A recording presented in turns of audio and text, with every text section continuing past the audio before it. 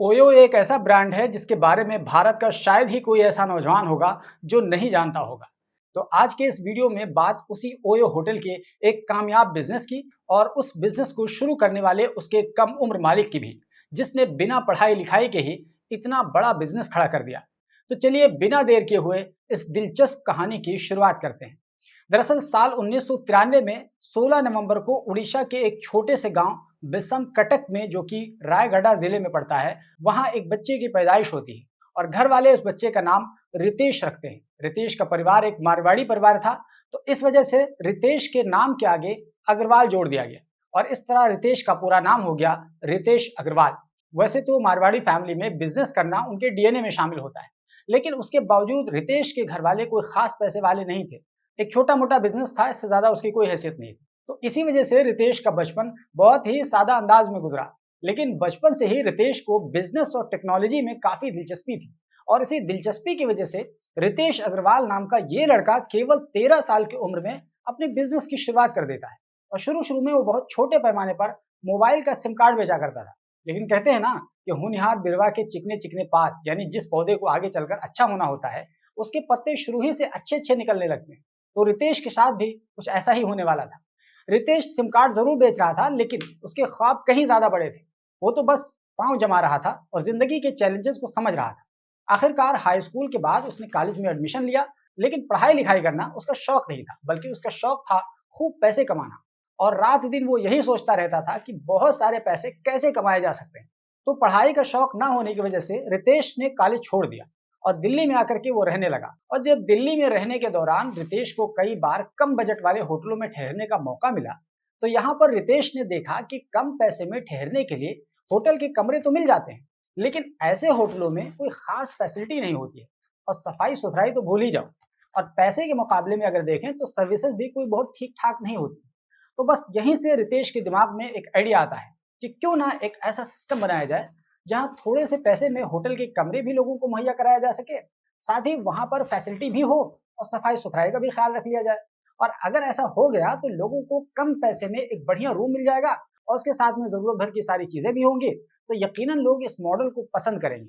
और रितेश अग्रवाल ने सोचा कि इसको एक ब्रांड के तौर पर बड़े पैमाने पर पूरे देश में लोगों के सामने लाया जा सकता है। बस यहीं से ओयो होटल की नींव पड़ जाती है।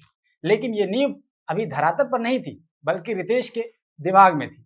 यहाँ तक कि पेपर पर भी नहीं आई थी, लेकिन बिजनेस का आइडिया तो आ ही गया था। आखिरकार केवल 18 साल की उम्र में रितेश अग्रवाल ने सबसे पहले 2012 में 21 फरवरी को ओरावल स्टेज लिमिटेड के नाम से एक कंपनी की शुरुआत की और उस कंपनी के जरिए से बेहद कम पैसों में लोगों को होटल के कमरे मुहैया कराना शुरू कर दिया। इसमें अपने पहले ही से प्लान के मुताबिक कम से कम पैसे में कमरे ऑफर किया और सफाई सुथराई का भी ख्याल रखा और वाईफाई वगैरह जैसी फैसिलिटी भी दे दी। तो अब देखते ही देखते रितेश अग्रवाल के इस आइडिया ने होटल इंडस्ट्री की दुनिया में धमाल मचा दिया। लोगों को रितेश अग्रवाल का यह प्लान पसंद आने लगा और शुरू शुरू में रितेश के पास बहुत ज्यादा पैसे नहीं थे, तो उन्होंने गुरुग्राम के एक होटल में सिर्फ 11 कमरों से इसकी शुरुआत की थी। लेकिन सही जगह पर दिमाग लगाने की वजह से रितेश का आइडिया काम कर गया और उनकी डिमांड बढ़ने लगी। और एक साल के बाद 2013 में रितेश ने उसका नाम बदलकर ओरावल स्टेज लिमिटेड से ओयो रूम्स कर दिया और इसको एक बार फिर से शानदार अंदाज में लॉन्च किया, या यूं कह लीजिए कि रीलॉन्च किया। और यहां से ओयो रूम का बिजनेस चल पड़ा। और इसी साल 2013 ही के अंदर रितेश की किस्मत ने एक नया मोड़ भी लिया, जब उन्हें थेल फेलोशिप ऑफर किया गया, जिसके तहत उन्हें $1 लाख की भारी रकम पीटर थेल की तरफ से ग्रांट की गई। और इस नौजवान ने इस मौके का फायदा उठाया और ये पैसा अपने बिजनेस में लगा दिया। थेल फेलोशिप का मतलब ये होता है कि ये एक ग्रांट होती है जो नौजवान एंटरप्रेन्योर्स को अपने कारोबार को आगे बढ़ाने के लिए पीटर थेल की तरफ से दी जाती है, ताकि नौजवान अपने बिजनेस आइडियाज को प्रैक्टिकली जमीन पर उतार सके।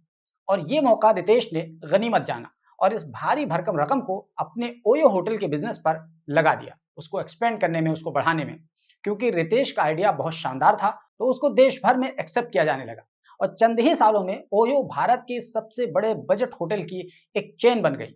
और साल 2018 तक इस कंपनी के पास 170 शहरों में 65,000 कमरों का एक बहुत बड़ा नेटवर्क खड़ा हो गया। सोचिए, कहाँ 11 और कहाँ 65,000। और कंपनी ने न सिर्फ भारत बल्कि चीन, मलेशिया, जापान और यूरोप तक अपना दायरा फैला दिया। और साल 2019 में कंपनी के पास दुनिया भर में 17,000 एम्प्लॉयज हो गए और उनमें से 8,000 सिर्फ भारत और साउथ एशिया में थे। ओयो ने 2019 में पूरे भारत में हॉस्पिटैलिटी के अंदर दिलचस्पी रखने वालों के लिए 26 ट्रेनिंग सेंटर्स भी कायम किए और इस तरह रितेश अग्रवाल के पास दौलत का अंबार लग गया। 2019 तक रितेश की संपत्ति 1.1 बिलियन अमेरिकी डॉलर यानी लगभग 8,300 करोड़ रुपए तक पहुंच गई और वो दुनिया के सबसे कम उम्र में अपने दम पर बिजनेस करने वाले अरबपति बन गए। हालांकि रितेश अग्रवाल के लिए सबसे बड़ी चुनौती तब आई जब 2020 में कोरोना की वजह से टूरिज्म और होटल इंडस्ट्री पूरी तरह से ठप पड़ चुकी थी। तो उस वक्त ओयो का ग्राफ सीधे नीचे आ गया और कंपनी को काफी नुकसान उठाना पड़ा और इसके अलावा कुछ होटल मालिकों ने मुआहदे में सख्ती और लेट पेमेंट की भी शिकायत की, जिसकी वजह से कंपनी की इमेज को बहुत नुकसान हुआ।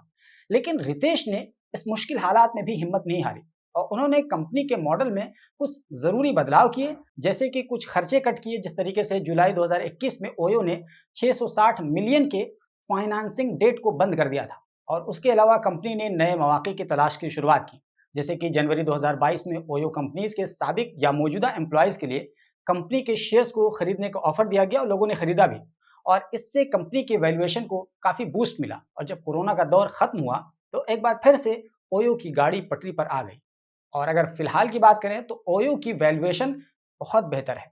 साल 2024 में ओयो कंपनी ने 229 करोड़ रुपए का खालिस मुनाफा कमाया टैक्स वगैरह देने के बाद और कंपनी के पास दुनिया भर में साल 2024 तक 5,000 होटल्स और 6,000 होम्स का एक बहुत बड़ा नेटवर्क है।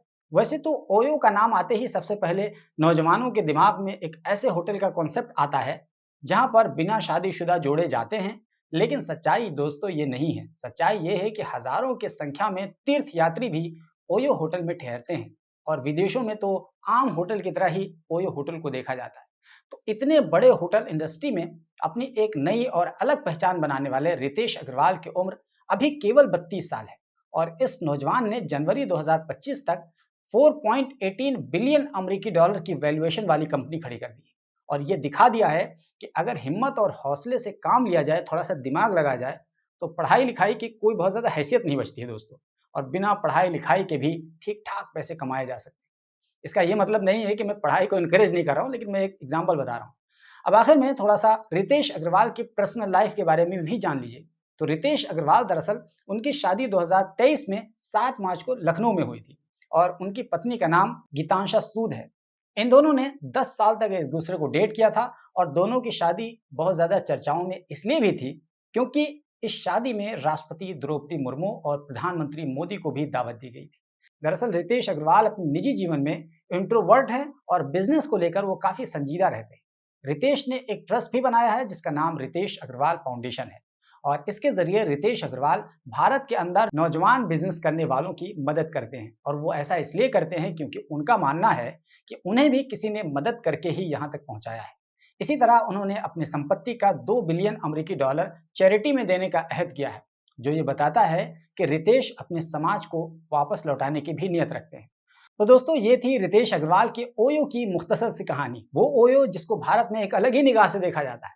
वैसे क्या आप में से कोई ओयो गया है और अगर हाँ तो तजुर्बा कैसा रहा आपका, इसको भी इस वीडियो में शेयर कीजिए कमेंट बॉक्स में। बाकी वीडियो आपको अगर अच्छा लगा हो तो प्लीज़ लाइक कर दीजिए और दूसरों तक इसको भी शेयर कीजिए ताकि लोगों को ओयो के बारे में थोड़ा डिटेल में पता चल सके और जिस ताल्लुक से ओयो को देखते हैं शायद थोड़ा सा बदलाव आ सके सोच में। बाकी चैनल पर पहली बार आए हैं तो सब्सक्राइब कर लीजिए। मिलते हैं एक नई वीडियो के साथ।